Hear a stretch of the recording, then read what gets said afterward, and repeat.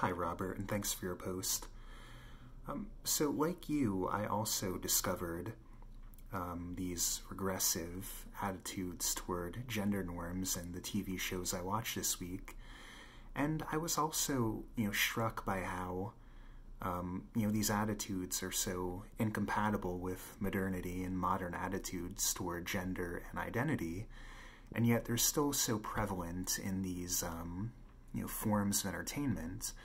And it made me think back to one of the messages from our module this week, that our sense of self-worth is derived from the culture in which we live, and if it's being signaled to men that they are solely the breadwinners, or conversely, if it's being signaled to women that they're the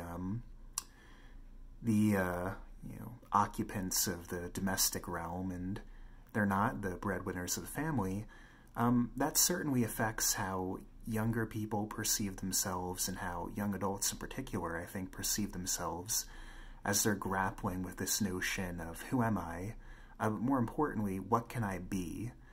And that's why, for me in particular, it's so disappointing to see these shows, broadcasting that very exclusive view of what men can be or what women can be. And it's why I think that it's so important to push for more representative and more inclusive forms of media so that there is a counter-narrative, and that rather than restricting imaginations with regard to gender and identity, we're expanding them as often and as widely as possible. So thank you very much for your post, and I hope that I was able to elaborate on why these attitudes that we've both talked about are so troubling.